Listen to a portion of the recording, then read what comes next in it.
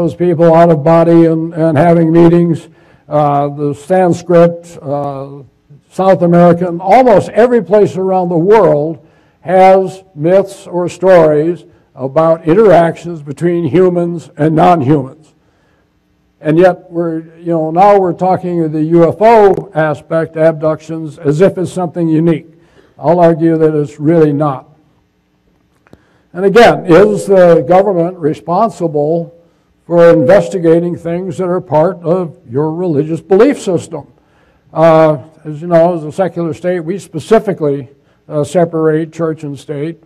And it's not a big stretch to put UFOs into one of those categories. One of the things I did do recently, I was looking at, why is it that we think about these cases the way we do? Many of you know Richard Haynes, and Dick has, like 3,000 pilot cases. Now, the important thing about the pilot cases is not all of those were when the pilots were flying. They were just reported by pilots. Many of them saw them at other times.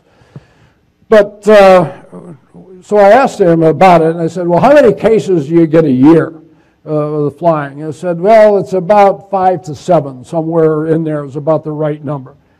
I said, okay, well, let me guess that maybe 1% of the incidents are reported. So that would give me 700 cases in there. So I did some extrapolation, and I found out that in the U.S. alone, although the global reports come from all over the world, we have 17.5 billion flying hours. Pilots up there, 17.5. So if you do the extrapolation on that, the probability of a sighting during any hour is 0.00004. In other words, these are in fact very rare occurrences. And yet when you talk about 3,000 cases, it sounds like a lot.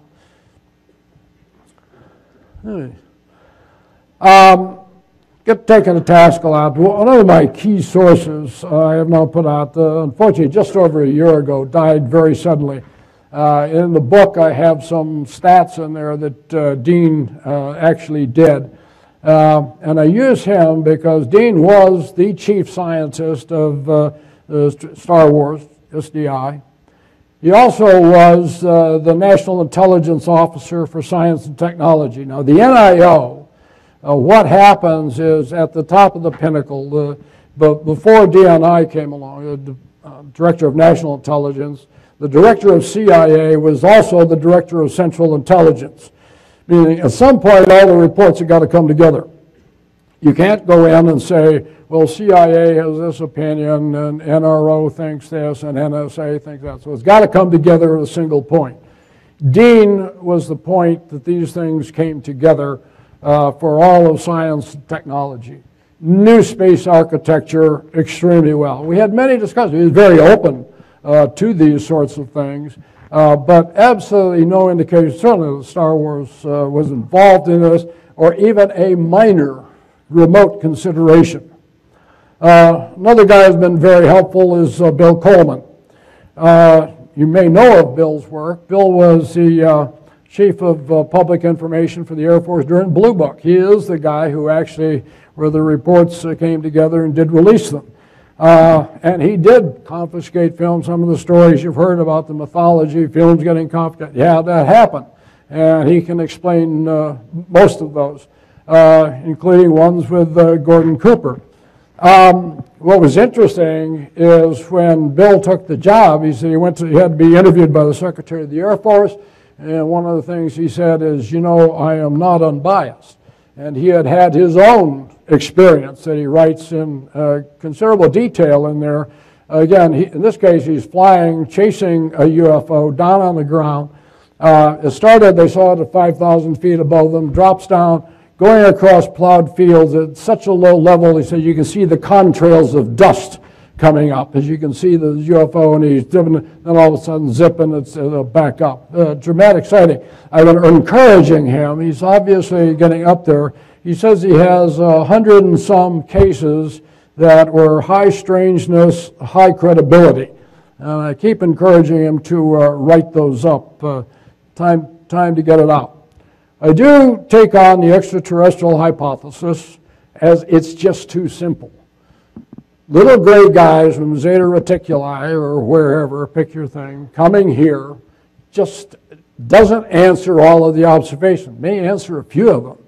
But if I believe all of the different kinds of beings that are out there, I mean, we've got to be on the interstellar star map of places to vacation or something. And of course, you got the problems of time and distance. Apollo is, I think, a problem. And Americans today, I think, have forgotten Apollo in general. Apollo was about far more than going to the moon. Apollo was about establishing Americans' technological dominance in the world. Huge amount of money. I'll show you the actual budgets that were in there before. Nothing left to chance. I've known a number of the Apollo astronauts. I've sat on boards with two of these guys, and we've talked about it in detail. I must say that Ed Mitchell and I do agree to disagree. We're friends. I respect his opinion, but he will tell you that nothing in the Apollo program or NASA ever related to ET. He happens to believe in the Roswell case. I don't. But the rest of them, I mean, NASA itself is basically overtly hostile. Story Musgrave last night talked about, you know, not having seen anything, not any cover-up. He's very mild and moderate compared to the positions that you see from NASA itself. So the point is, if there was even the slightest possibility that you were going to bump into somebody out there, there would have been contingency plans. They had contingency plans for everything. Inviting ET to the White House for lunch was not one of them. And by the way, there is an international protocol, and we are part of the space treaty that says if ET is found, you must report it on an international basis immediately. It has been discussed, by the way. As I said, a friend of mine, Helen Kupperman, was one of the lawyers for NASA. It's not something that went unnoticed. Won't go much into this. Many of you heard me talk. I've done a whole chapter on Corso, the Corsica New Phil Well. I sent him a 7-page letter. It's a 10-page addendum in the book of here are the errors, line by line by line. And frankly, it's very interesting. None of the technology pieces work, saying that we had any big leap in technology based on infusion of ET technology just is absolutely not true. Unfortunately, after I sent him a letter, I've been accused of speaking ill of the dead. I told him this, like I say, in person. I was with him in 2 weeks of when he, between his heart attacks, within 2 weeks of when he died. And what he said was he really needed to write a second book to continue it. This is us meeting here. We knew about him long before the book came out. How institutions work. And I think this is really key. And one of the, you know, kind of the bottom line here, there is no Department of Good Ideas, okay? The institution is set up to respond to, they have very definite responsibilities, and those are the things that just doing neat stuff is not one of them. And retaining power, and of course, mending the golden rule is key in there. Presidents have been involved in this, but we're saying this is so secret that even the presidents involved can't do it. And the point here is, and I think I'll come to a memo in just a second, I'll skip over, but it was that if this were true, the information would have been used to swing an election. That didn't happen. And of course, we do think that, you know, there's stories out there about Eisenhower meeting with the aliens and whatnot, if you believe. We'll go through this, but as a quick note, I actually put this out before the 2008 presidential election. We do know that the big business, the people who would have been they, definitely would have been for McCain, and I think you would have seen this as October's surprise. But here's the logic problem. You're competing for the most powerful position on earth. You can set the course of direction for the world. You can get wars started, but they didn't grant them access. I'm sorry, that just doesn't make sense. And this is the quintessential October surprise that never happened, would have happened, in my view. Taking on hoaxers.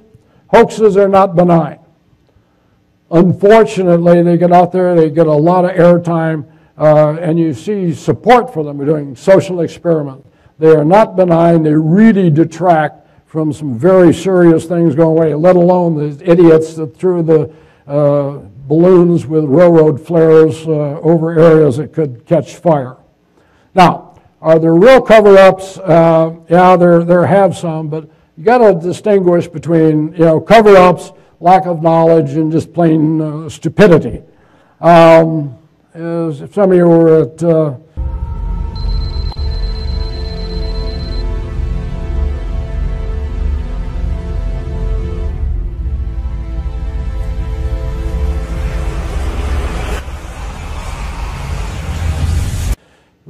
Scottsdale conference where we had a debate that went very interesting, and I was taken to task on the one of them that had to do with the Glomar Explorer. The point is that there are various things that have been covered up for some period of time. The lesson is they all get discovered. MJ12, and yes, I went back and looked at this stand. Cooper has taken back that he was supposedly the author of it. I was whispered to by a guy who said MJ12 was real, has absolutely nothing to do with UFOs, and this was the right list of people, and said maybe you can figure out from who it is. This, of course, has taken on a life of its own. There's movies and books and all of those sorts of things. But I looked at MJ12 and the majestic gold documents, and let's compare that to, well, Watergate, if you will. What happened with Watergate? You had Mark Felt, who was a known source. He had direct contact. They knew who he was. He was vetted. They went to one of the most powerful papers in the world. He had young reporters, but they had national reputation. The newspaper had massive resources behind it and could put it out. And eventually the people were held responsible and did hard jail time. On the other hand, we got some stuff put in a mailbox someplace from an anonymous source who is yet to be identified, to relatively unknown people who have no resources whatsoever to go out and do any vetting of them. They hold they are responsible. We haven't heard that out. So the conspiracy theorists abound on this, and actually would be treason. My point is, okay, this is why I say as UFOs, people comment, you're the guy that's got a secret, or gals, I'll use that generic free, but you have a super secret that you want to get out. Which way are you going to go about it? Sending it through some anonymous source in a mailbox and hoping it goes on does not make sense. Who are they? Yeah, just about everybody. Said, yep, we've had these government secrets. You remember that there you saw the Danny Shim was supposed to be moderating, but chose to take me on. The whole notion on Glomar Explorers that we have bamboozled is just absolutely not true. But these are things that were secret that eventually became unknown. And they weren't, none of them were dropped in the mailbox. It is a myth, and we heard it again this morning. This notion of we have special access programs that are unknowledgeable, huge budgets with no oversight is nonsense. Anybody who's been inside the system, are there black budgets in the program? Absolutely. But there is not only oversight, there is tremendous fighting over resources. This is a zero-sum game. So you're constantly fighting over resources. And anybody who says that there's just huge amounts of money out there just doesn't know how the system works. Now, some of the people suggested Kelly Johnson was the first president of the Skunk Works, and he had a UFO sighting. And what they say is that, oh, it was from that he developed the SR-71. Well, on one side there, you see the drawings that he made of the UFO, and the other is the SA-71. You can tell me whether you think there's any correlation. No, there are not any huge black space programs or moved someplace else. Again, this morning, let's not confuse intelligence satellites and communication systems that are out there. Digital age is huge, but there's no huge black space program. Apollo ended, as you know, within the last week. We've seen the shuttle end. Look at the budget. When we were doing Apollo, he had, in 1964, 4.41% of the federal budget. Okay? Now, NASA is at 0.6% and declining. What's really happening at this point is we're seeing a transition from government sector to the civilian sector. That one picture in there is that's Spaceship One. A friend of mine, Burt Rutan, put that into space. The other one, Bob Bigelow, a guy that I worked with, has inflatable technology that's put out there. What these guys are doing, Burt, when he put up Spaceship One, he built the spaceship, he built 2 rocket engines, different designs. He built the White Knight, which was the plane that took it off, the refueling, the communications, and all of that, and did the entire thing for under $25 million, okay? NASA couldn't do the paperwork for $25 million, and yet he did that. With Bob, I was just with him. I had access to some of his numbers. When I amortized the space available that could be used in space for experimentation, his cost advantage, I had calculated at 30 to 1, and he says, you know, that I'm being very conservative. So the point is, we're about to see a change, but in the international arena, you can say goodbye because I think China is going to take that over, and yeah, they're going to the moon and to Mars. Now, there's a lot of people who say what we want is to get a presidential decree. The president is going to anoint this thing and put it out and say, be careful what you wish for. And the point is, you go out and you look at, I did the comparison here between that and the atomic bomb. You had years of hard work going on. You had Einstein take a letter to the President of the United States with about 100 other scientists involved. Roosevelt considered, he did not say, go forth and build a bomb. What he was, we're going to run a study and check this out, which they did. The study held up, and you know, the rest is history. Now, UFO community, we've got a lot of anecdotes, and not sure who it is that you think is going to take it force to the pin. But let's suppose that somehow you get by the hoops and Obama says, let's study it. Who do you think studies it? It's not folks that MUFON would acknowledge or recognize. It goes to the National Academy of Science. You remember earlier I showed you what their belief system is, and what you get, in my view, is something like Condon 2, which is then used to kill other projects. We're also hearing about time travel. Doesn't happen. And how do we know that? Really very simple. Right now, using supercomputers, stock traders out there are gaining advantages by being able to predict in hundredths of a second the difference in which stocks to trade in, get in and out. This is in the day trading. If I could have just 1 second advantage, 1 second advantage, let alone these things you hear about, then MUFON or your people would own the world, literally. I mean, there is that much money to be made. So the notion that we're seeing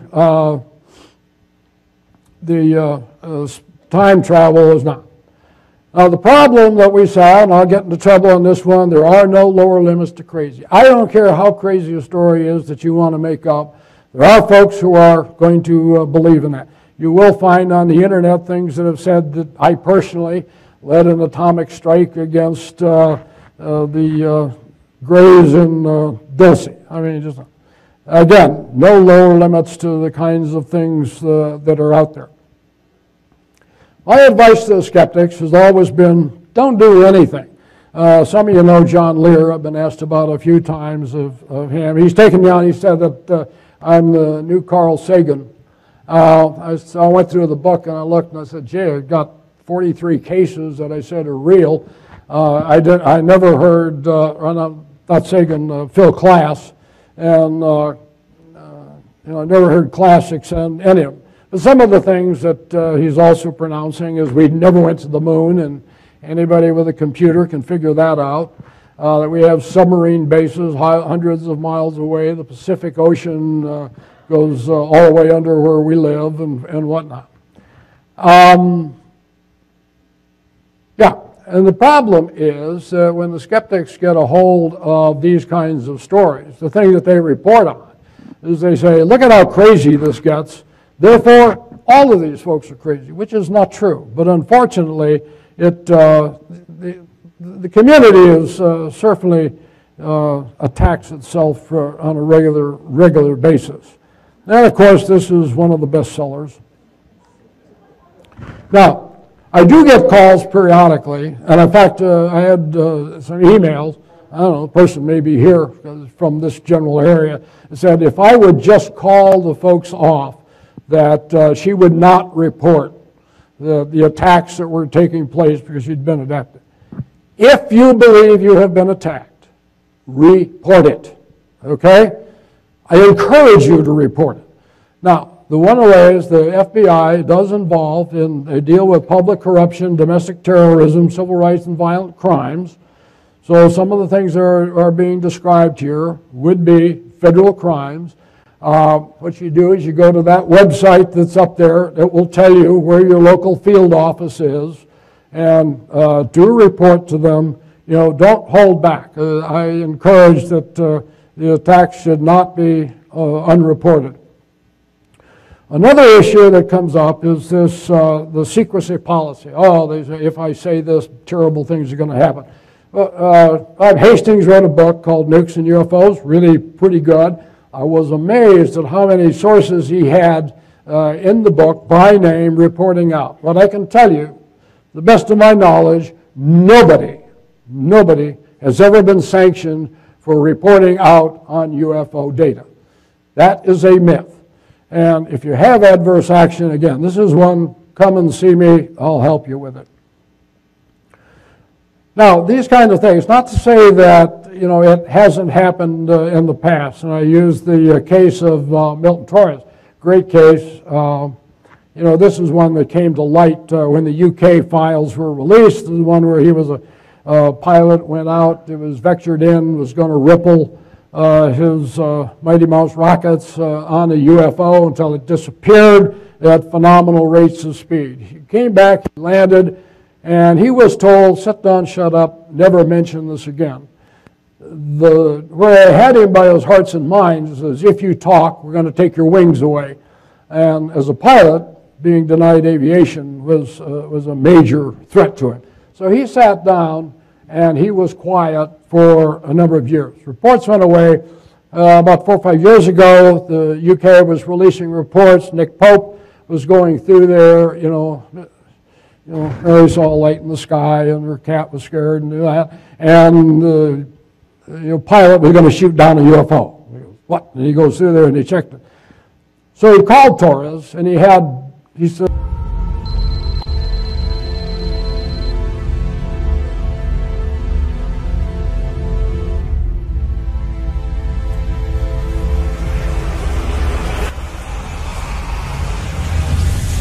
you got 1 day warning before you're going to become known all over the world as a pilot who had interacted with UFOs. The point here is this guy paid a tremendous price. I've heard him talk several times. And when he does, invariably he breaks into tears. And the stress that it came from was from repressing or having this knowledge. He said he always wanted to tell his father that he had seen the UFO and seen life on the outside. And his father had since died, and he died without being able to tell him. So these things do have impact. My point is, I think what happens out there is that there are people who are heavy-handed, but most of the intelligence services are like, frankly, not a lot different from many of the people here. They've heard the rumors, and it's easier to tell you just sit down and be quiet, don't talk to anybody, than it is to try and figure it out. Unfortunately, it's not the way it should be, but it is. And I think most of it are low-level counterintelligence guys winging it, frankly. What's the solution to this? This one has changed. This is a no-cost solution. And what I would argue that General Petraeus, who's just taken over CIA, Clapper at DNI or Panetta at SecDef, what they could do is wave a wand and put out a statement that says, you know, only aliens and frail. Anybody wants to talk can do that. Now, I don't think for a minute they're going to do that because it's just not on their radar or something to really worry about. But this is actually a win-win for them. No cost. All you got to do is say it. Now, here's where Stan and I again disagree. When they were doing the Blue Book reports, Air Force, she waved a wand and said, anybody who has information about Roswell can, in fact, talk. He will argue the letter was more restrictive than that. My source are the National Archives. You can go in the National Archives and it will tell you, Sheila Widenall said, anybody who had information on Roswell is free to talk. And this would be a great way to get around these problems that we have. This is a letter that Steve Bassett sent earlier this year. And it was to Senator Scott Brown. This is not uncommon for representatives of the military or intelligence agencies to tell witnesses they will be killed if they spoke about their UFO experiences. I'm sorry, that's illegal. And if you got any evidence of that, I'd like to see it. If you've been threatened like that, personally have it, again, get back and report it. That is a crime. I'm not saying that people don't do some heavy-handed stuff from time to time. It is a myth that's out there, and I do think that, but if it's happened, like I say, report it. It needs to be reported. So where are we today? Not sure. Who cares? Not a lot of people. The point is that there's a big difference between people who are interested in UFOs and people who believe in them and do so passionately.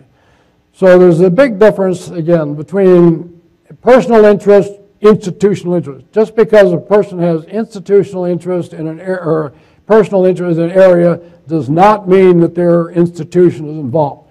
I find sometimes studies that say, these computer searches that come in, and you'll find somebody from a .mil or a .gov address is actually one or two people. They say, see, the government's watching us. No, more likely it's people who just haven't had enough to do. Again, confirmation of what you already believe is not a paradigm shift. It doesn't change everything. Most of us already believe that UFOs are out there and that we're going to be involved. Hype versus how to screw up a good thing. This is one where Stan Friedman and Jacques Vallée, and they really grabbed the brass ring for UFOs. There was a global challenges study in Saudi Arabia, and they got invited in to talk. They sat on a panel for a few minutes. In the UFO community, somehow that became a UFO meeting. No, it was a tiny subset of one meeting that they thought they were being pretty innovative by listening to people who had other ideas. And then Clinton was also invited. I mean, this was the A-list of people who were involved in these things.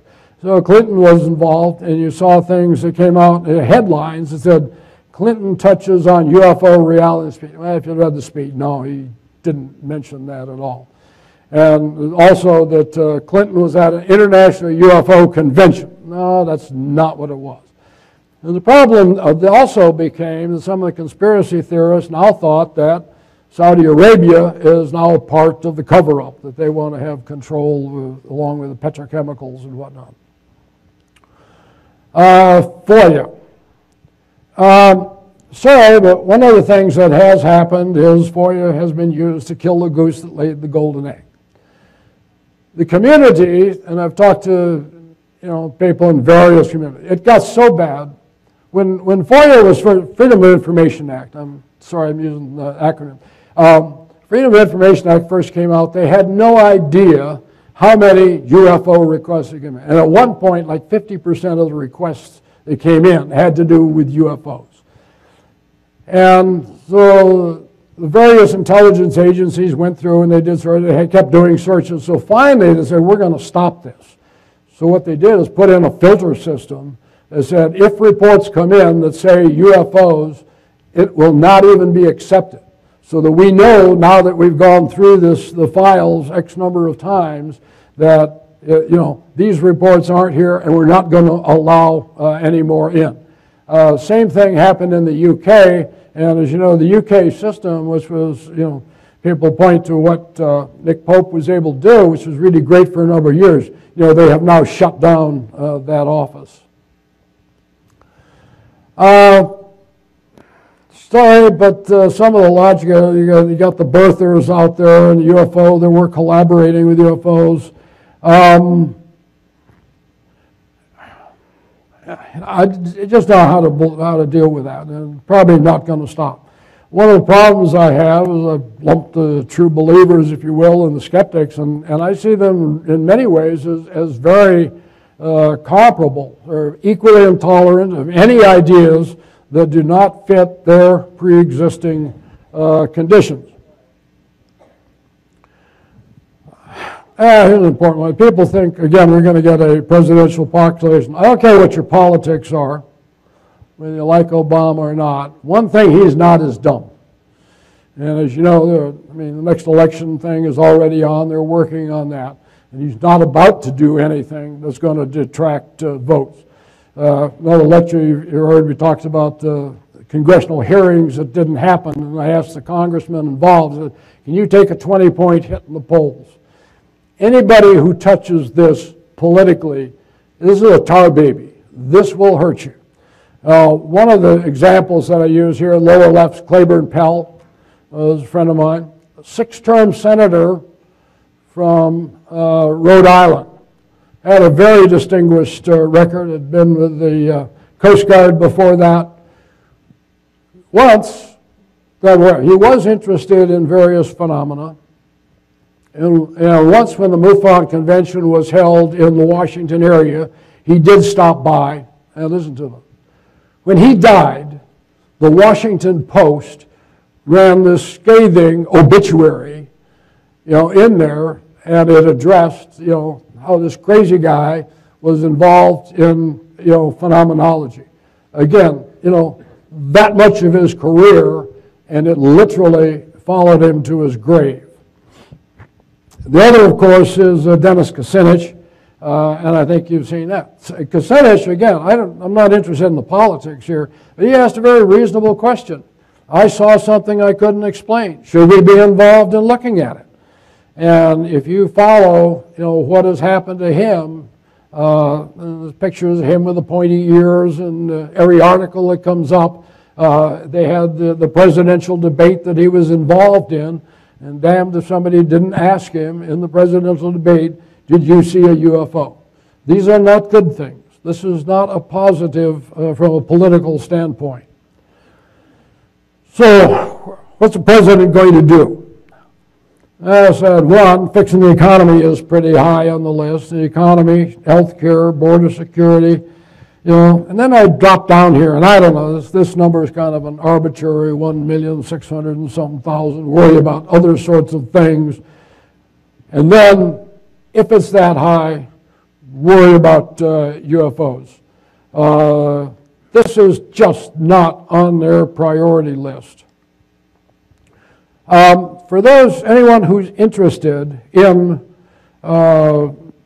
where their reports are. DOD has a website. This is the website. You can write it down, and you can go from the Department of Defense website to all of the other agencies, and the documents are there, and you can see. I think you'll be amazed at how many documents are actually available.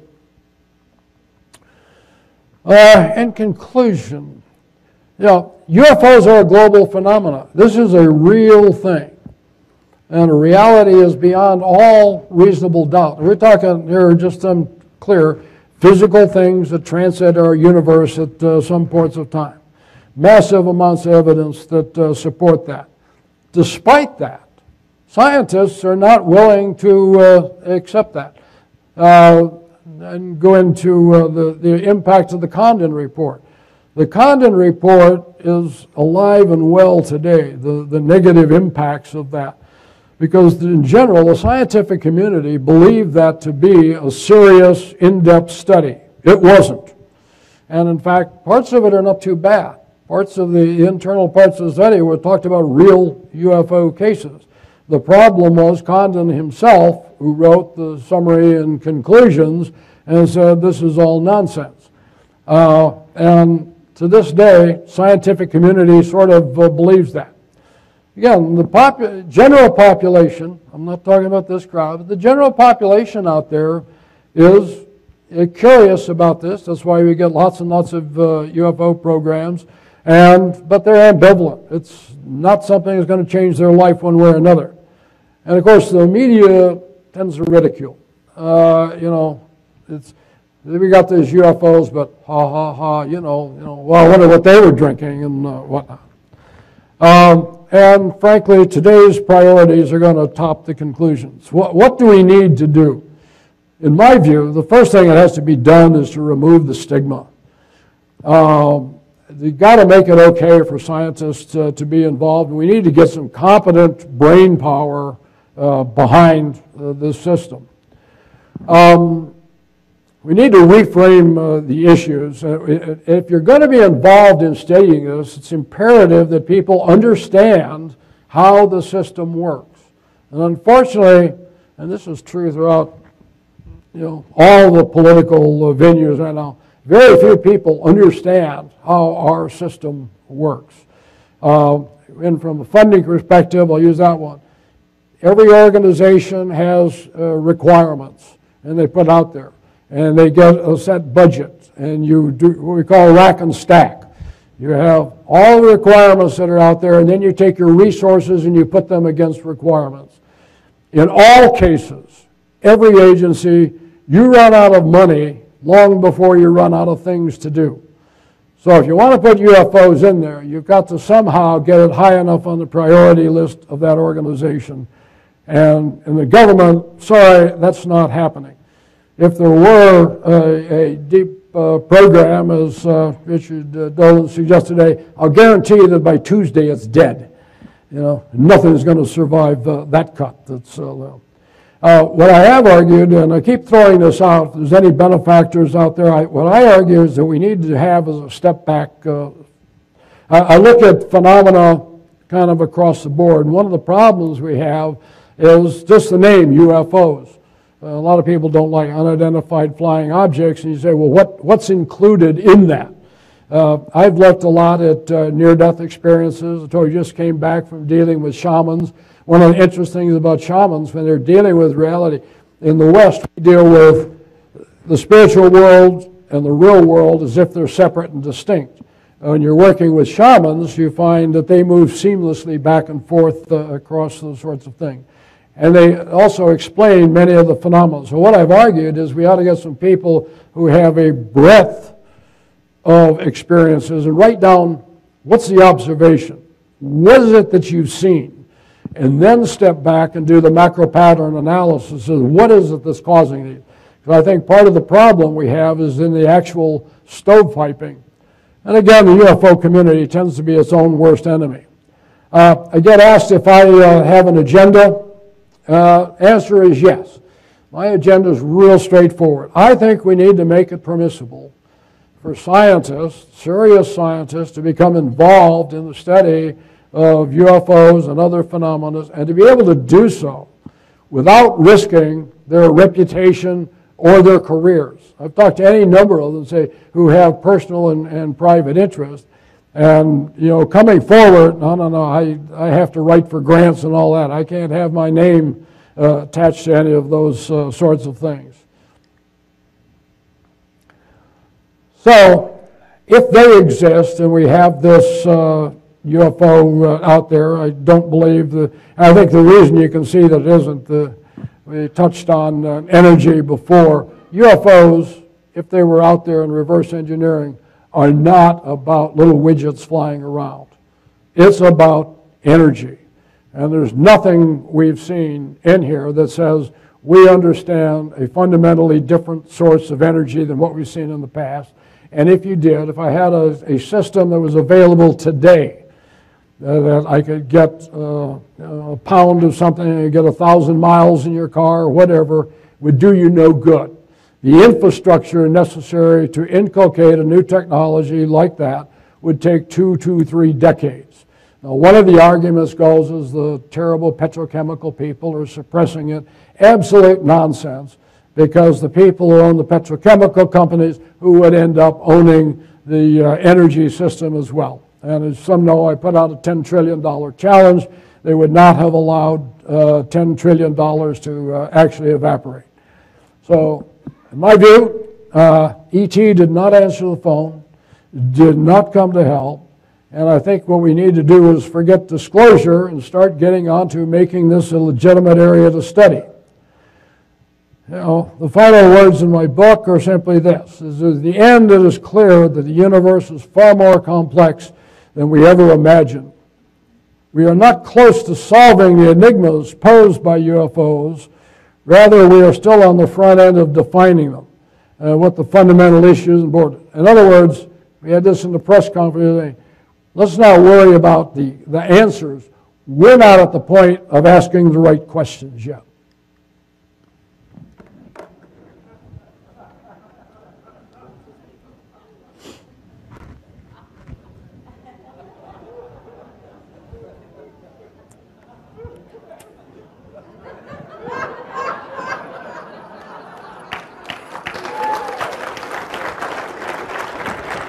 Thank you.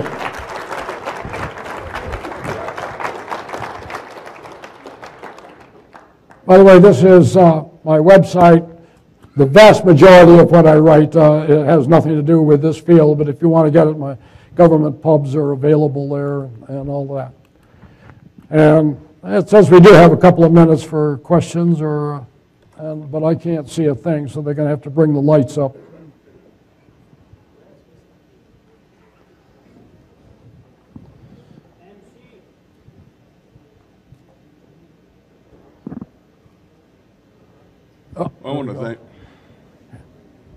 I understand. I want to thank you for a very entertaining presentation. But in the last hour and 15 minutes, just what have you supported and what have you refuted? I've gotten some of everything all over the place. So could you succinctly give me a summary of that? A, UFOs are real. It's a real phenomenon. They are hard craft. Well, that's, you don't need to sell the choir on that. B, the government doesn't care. I usually give a talk that I have good news and I have bad news. The good news is the government's trying to cheat. They fudged a lot of it out. Bad news is the government's been telling the truth. Reality is they don't care. This does not fall into their bailiwick. I would argue it should. Some of you know we were working on having congressional hearings, and what we would have done is focus on two things: national defense issues and aviation safety. So I think that there's I would think most of us... We can't have a conversation. We've got some guys behind you there. I think most of us would take exception to the government not caring. And there have been many people that I have talked to that have been threatened by the government. And you just... I gave you the address. You know, run it down, call them. It's a crime. Run what down? It's a crime. Call them. You don't think the government's been involved in crimes? Okay, yeah. Thank you. That's the different issue. Call and report it. Hi, thanks for speaking today. There's a lot of things UFO people interested in the UFO subject can be wary of, but you know I take issue with some of your comments, such as the Pentagon being very careful. And I'm behind the speakers. So. Let's say, how about Rumsfeld in September 10, 2001? He had to explain what happened to $2.3 trillion. That's what he had to do in front of Congress. And you're saying the Pentagon is so fiscally correct with their dough. I don't believe that for a second. They're taking, what, 51, 52 cents out of every dollar. And you know that there's documented cases of, what, $12,000 hammers and things of that nature. So where is that money going to? Why are we not to believe that there are black projects? Yeah. And if not, why shouldn't black projects exist? Because if you're playing poker with the rest of the world, you're not going to show your hand. Yeah. You're not going to even say that we have an F-117 or anything like that. You're not going to say anything like that. You're going to rely on the UFO. Yeah. So it's perfect cover. Plus anti-gravity. You have T. Townsend Brown. You don't even mention T. Townsend Brown. And it's an actual fact that anti-gravity exists based on T. Townsend Brown's research. Even a guy named Boyd Bushman, a guy who used to work for Northrop, he demonstrated that anti-gravity works by putting a couple neodymiums in an equally balanced thing and throwing it off a balcony, and it would always come down later than the other weight. Yeah. I mean, okay, so basically, if you want to reframe the argument, you're contradictory in your presentation. We don't understand what you're saying. You're saying UFOs require more investigation, yet you're saying 0.00004 are reported by the aviation folks. Well, as Stanton Friedman would say, all it takes is one. You know what I'm saying? So yeah. If it takes one, where's your argument? You're this way and that way in your argument. How am I supposed to follow? The argument's straightforward. Find out how the government works Is there money missing? Absolutely. We got some wars going on. You start looking at the priority list. Sorry, UFOs don't make the cut. That's where it is. Be willing to discuss it. By the way, I understand there's going to be burned at the stake tonight, so it'll be evening entertainment. Okay, thank you. Stats in there that Dean actually did. And I use him because Dean was the chief scientist of Star Wars, SDI.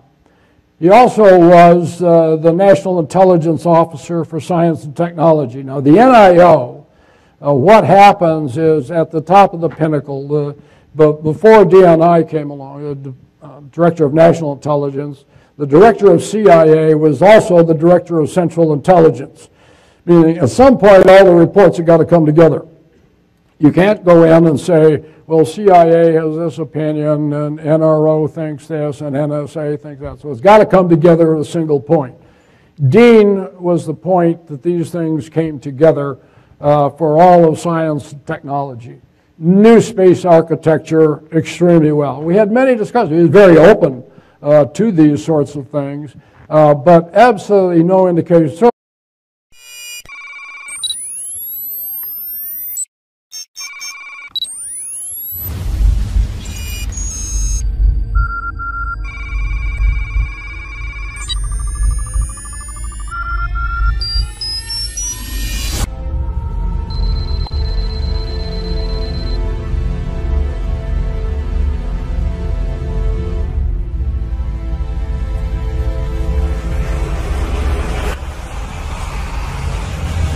Those people out of body and having meetings, the Sanskrit, South American, almost every place around the world has myths or stories about interactions between humans and non-humans.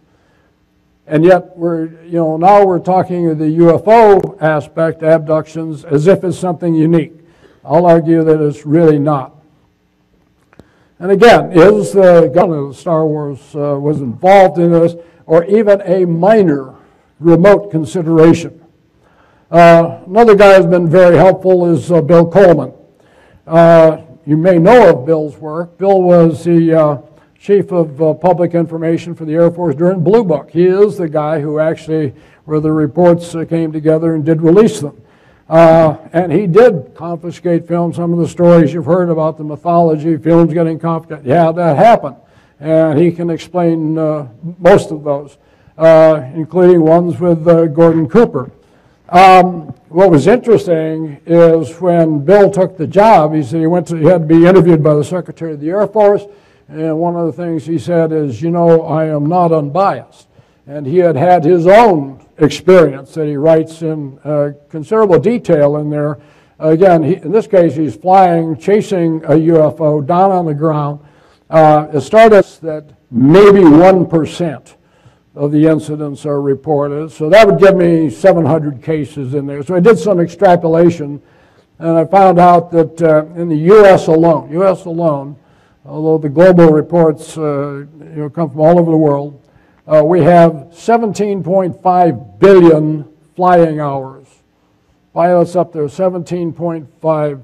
So if you do the extrapolation on that, the probability of a sighting during any hour is 0.00004.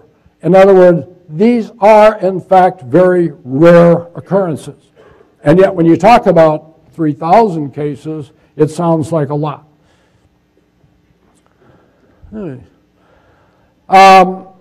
Get taken to task a lot. One of my key sources I have now put out, unfortunately just over a year ago, died very suddenly. In the book I have some government responsible for investigating things that are part of your religious belief system. As you know, as a secular state, we specifically separate church and state. And it's not a big stretch to put UFOs into one of those categories. One of the things I did do recently, I was looking at, why is it that we think about these cases the way we do? Many of you know Richard Haynes, and Dick has, like 3,000 pilot cases. Now, the important thing about the pilot cases is not all of those were when the pilots were flying. They were just reported by pilots. Many of them saw them at other times. But, so I asked him about it, and I said, well, how many cases do you get a year with the flying? And he said, well, it's about 5 to 7, somewhere in there is about the right number. I said, okay, well, let me guess.